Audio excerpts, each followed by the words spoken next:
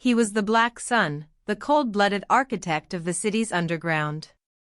Tonight, the air in the penthouse was thick with the scent of expensive scotch and impending death. Men who controlled the city's pulse were afraid to blink, let alone breathe. Then, she stepped out of the elevator. A delivery girl in a rain-soaked, oversized uniform, clutching a thermal bag like a shield. She didn't belong in this world of marble and blood, yet she walked straight toward the man who dictated the fate of millions. As the mafia boss laughed at her pathetic presence, the lights flickered and a red laser found his heart. In the heartbeat before the kill shot, she didn't scream. She didn't hide. With a single, fluid motion, she dropped the bag and moved with a lethality that made the room go cold. Who is the girl who just saved the most dangerous man in Korea with a plastic food container? Stick around. This isn't a delivery. It's a declaration of war. The penthouse was a fortress of glass and gold suspended 60 stories above the Seoul skyline. It was the Black Sun's throne room, a place where laws were rewritten over dinner and enemies were erased before dessert. The city below looked like a circuit board, and Kang Jun-suk held the master switch. Jun-suk was a man crafted from shadows and sharp edges. Dressed in a midnight black suit that fit like armor, he possessed a relaxed dominance that was more terrifying than an unsheathed blade. He owned the banks, the docks, and the very ground the police stood on. To him, the world was divided into predators and prey, and he had never met a predator he couldn't break. Then there was Maya. In this room of tailored silk and high-stakes power, she was an anomaly. A 22-year-old black woman in a garish red and white uniform, her damp hair clinging to her neck, looking every bit the nobody she pretended to be. To the men in the room, she was invisible, a servant of the gig economy, a ghost in a cheap polyester vest. But the anonymity was Maya's armor. Behind her lowered gaze was the muscle memory of a Project Valkyrie operator, a woman who had been trained to be the ultimate weapon and then discarded by the very state she protected. She needed the tips, she needed the silence, and she desperately needed to stay a ghost. But as the red dot settled on Jun-suk's forehead, Maya realized the one thing her training never taught her: how to stand by and watch a shark get slaughtered by vultures. The metallic tang of blood still clung to the back of Jun-suk's throat, a bitter reminder of the price of his seat at the table. Inside the gilded private lounge of the District 4 high-rise, the atmosphere was thick with the scent of expensive cigars and the sharp, antiseptic ozone of the city's elite air filtration. He sat motionless as a server poured a vintage deep enough to mimic the color of the veins he'd just opened. His lieutenants toasted to a clean sweep, their laughter bouncing off the floor-to-ceiling glass that overlooked the shimmering, rain-slicked sprawl of Neo-Seoul. To them, it was a victory. To Jun-suk, it felt like a funeral. Every congratulatory pat on the back felt like a weight being added to a cage he had built for himself with his own hands. He stared at his reflection in the dark window, sharp suit, cold eyes, and wondered when he had stopped being a man and started being a monument to his own ruthlessness. 3 miles away and 40 stories lower, the rain wasn't a scenic backdrop, it was a physical assault. Maya wiped a mixture of grease and rainwater from her forehead, leaving a dark smear across her brow. Her bike, a battered piece of machinery held together by spite and salvaged parts, lay slumped against a crumbling brick wall in a narrow alleyway. The chain had snapped 3 blocks back, and now she was elbow-deep in the cold grime of the drivetrain. The sky leaked a dull, sickly gray, and every drop of water felt like a needle against her skin. Her fingers were numb, fumbling with the tensioner as the shadows of the alley seemed to lean closer. There was no victory here, only the quiet, desperate rhythm of survival.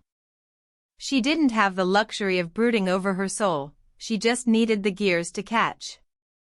When the metal finally slotted back into place with a sharp, echoing clack, Maya didn't cheer. She simply stood up, her breath hitching in the damp air, and leaned her forehead against the cold leather of the seat.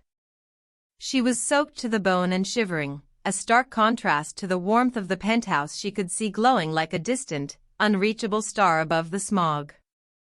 Jun-suk raised his glass to the window, his eyes tracing the jagged line of the horizon. Maya kicked the starter, the engine coughing to life with a jagged roar that drowned out the thunder. They were worlds apart, bound by the same cold city, both of them just trying to figure out how to live with the wreckage they'd inherited. The heavy mahogany doors of the penthouse didn't creak, they glided open with a silent, predatory grace that felt more intimidating than a slam. Maya stepped onto the polished marble, her breath hitching in the recycled air of the high-rise. The scent of expensive cigars and ozone hung thick, a stark contrast to the biting winter wind she had just escaped. At the far end of the expansive living area, Jun-suk sat shrouded in the amber glow of a single floor lamp. His men were scattered around the room like gargoyles, their sharp suits unable to hide the jagged edges of their intent. As Maya approached, the rhythmic clinking of a silver spoon against porcelain was the only sound that greeted her. On the low glass table sat a bowl of xiaoliangtang. The broth, which should have been a milky, steaming comfort, was filmed over with a thin layer of congealed fat. It was stone cold. "You're late," one of the men, a thick-necked enforcer named Minho, drawled. He leaned against a structural pillar, a mocking smirk playing on his lips. "The hospitality in this house doesn't wait for charity cases, Maya." A ripple of cruel snickering traveled through the room. Maya kept her gaze fixed on the floor, her fingers digging into the palms of her hands. She could feel their eyes, heavy with derision, tracing the frayed edges of her coat. "I had trouble with the transit," she whispered, her voice sounding thin and fragile in the cavernous space. "Trouble with the transit," Jun-suk repeated quietly. He finally looked up, his eyes dark and unreadable. He gestured toward the bowl. "Eat. It would be a shame to let such a warm welcome go to waste." Maya hesitated, then knelt slowly before the table. The soup was repulsive, a stagnant pool reflecting the dim light. As she lifted the spoon with trembling fingers, Minho let out a sharp bark of a laugh. "Look at her," he jeered, glancing at the others. "The little princess of the slums, dining with kings.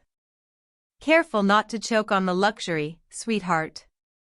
Then came the sound that always made Maya's skin crawl, Jun-suk's laugh.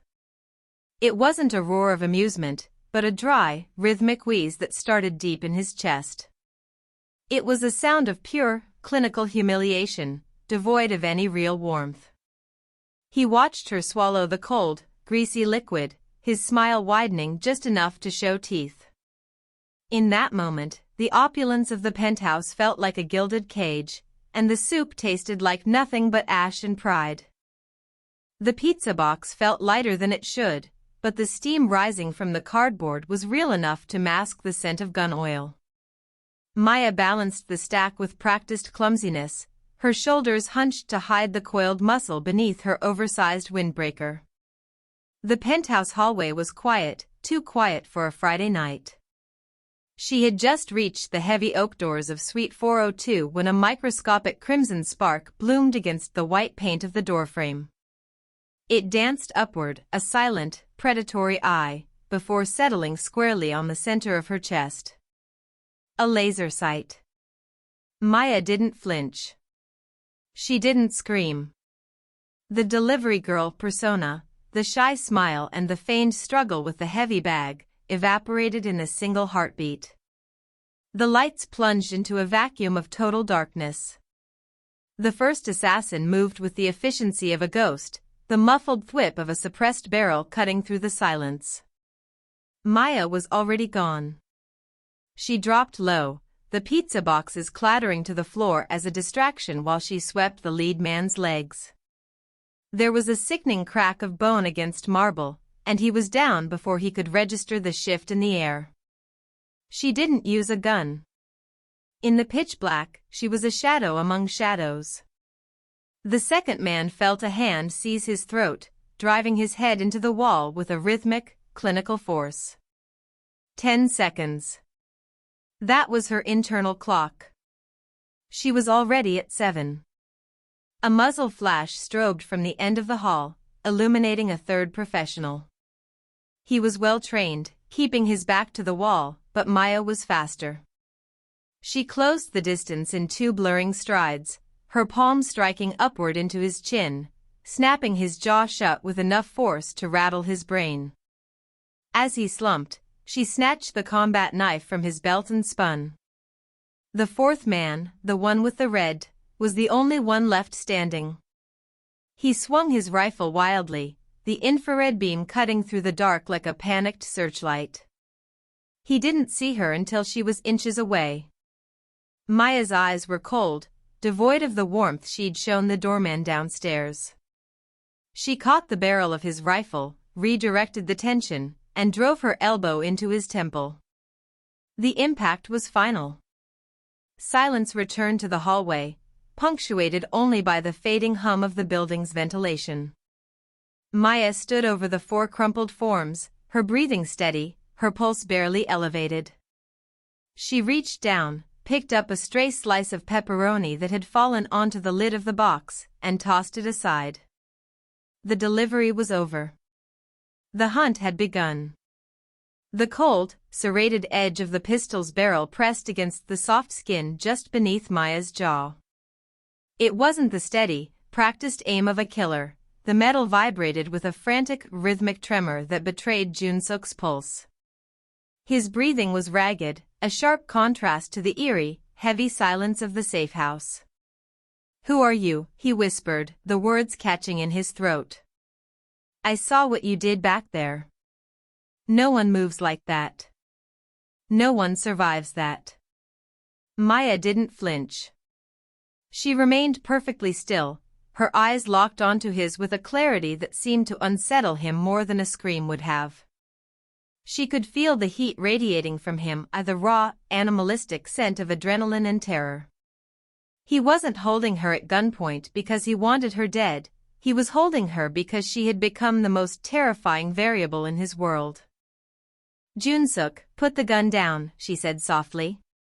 Her voice was a low, melodic anchor in the storm of his panic. "You're exhausted. You aren't thinking clearly. Don't tell me what I'm seeing," he snapped, his finger tightening dangerously on the trigger. A single bead of sweat rolled down his temple. "I watched you take a hit that should have shattered your ribs, and you didn't even blink. You're not some analyst from the Seoul office. You're not even." He trailed off, the implication hanging in the air like a shroud. The shadows in the room seemed to deepen around them. Maya felt a flicker of genuine sorrow for him. He was a good man caught in a web of physics and secrets he wasn't meant to understand. To him, she was a miracle or a monster, and he was currently weighing the difference. "I am exactly who I was when we shared coffee this morning," she lied, though the lie felt heavy. "The adrenaline, it does things to people. You're in shock." "This isn't shock," he hissed, his eyes searching hers for a glitch, a spark of mechanical light, anything to justify his fear. "Your eyes, they didn't dilate when the flashbang went off. You're something else." He stepped closer, the muzzle digging deeper into her skin. His curiosity was beginning to override his fear, a dangerous shift that usually led to the truth, and the truth was the one thing she was programmed to protect at all costs. For a heartbeat, she calculated the time it would take to disarm him. It would take less than a second. "If I were your enemy, Jun-suk," she said, her voice dropping to a hauntingly calm register, "you would have been dead before you drew that weapon. Now, lower the gun, and let's get you cleaned up." The cold in the room wasn't from the air conditioning, it was the kind of chill that lived in Maya's marrow, a remnant of a life lived in sterile corridors and under the hum of fluorescent lights. They had called it Project Valkyrie. The name was supposed to evoke something divine and powerful, the choosers of the slain, but to Maya, it just smelled like ozone and antiseptic. She leaned her head against the windowpane, watching the city lights blur. For years, her body hadn't belonged to her. It had been a canvas for experimental enhancements, a biological machine calibrated for optimal kinetic output. She remembered the weight of the neural dampeners and the sharp, metallic taste of the stimulants they pumped into her veins before every live-fire exercise. They hadn't wanted a girl, they had wanted a scalpel that could think for itself just enough to be precise, but not enough to feel. "You are the ultimate deterrent," Colonel Vance used to tell her, his eyes never meeting hers, always focused on the data scrolling across the monitors behind her. But the problem with building a weapon with a heart is that eventually, the weapon starts to pulse. During the siege of Oakhaven, Maya had been ordered to collapse a communication hub that housed 20 non-combatants. The logic was sound: eliminate the signal, save the battalion, but as she stared through the thermal scope, she saw the heat signatures of children huddled together. For the first time, the Valkyrie hesitated. The pause lasted only 3 seconds, but in the eyes of the military, a hesitant weapon is a broken one. Project Valkyrie was shuttered 48 hours later. They didn't give her a medal or a pension. They stripped her of her rank, scrubbed her files from the active database, and discarded her into the civilian world like a piece of faulty hardware.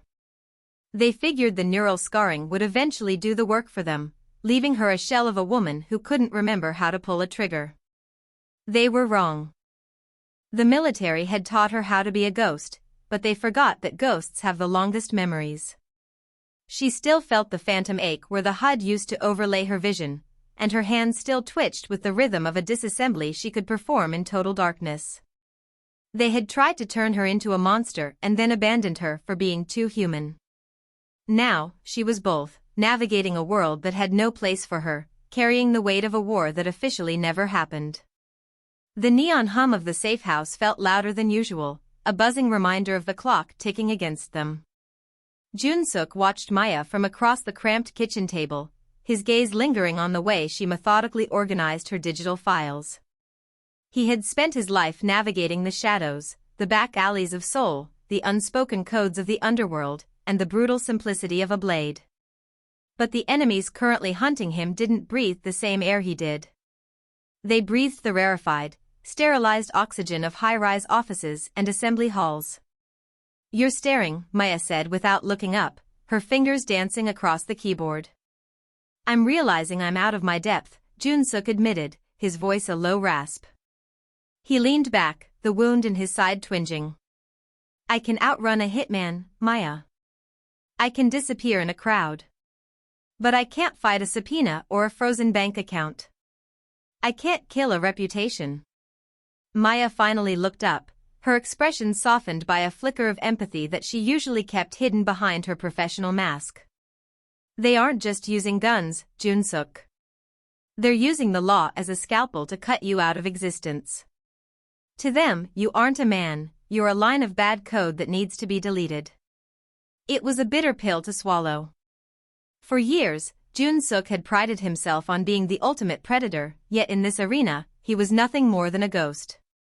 The politicians orchestrating his demise were protected by layers of bureaucracy, spinning narratives in the press that painted him as a monster before they even pulled the trigger. He looked at Maya, the woman he had once considered a liability, and saw the only bridge left to the surface world. "You know their language," he said, the realization settling like lead in his stomach. "The filings, the offshore holdings, the public relations firms. You can see the strings they're pulling." "I can," she replied quietly. "But if I help you navigate this, there's no going back for me. I become an accomplice to a ghost."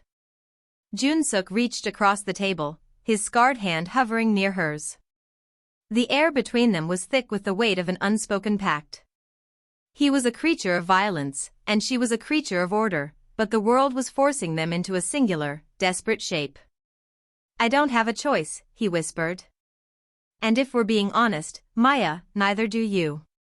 She looked at his hand, then back to the screen, a grim resolve hardening her features. "Then let's start digging. If they want to use the law to kill you, we'll use the truth to bury them."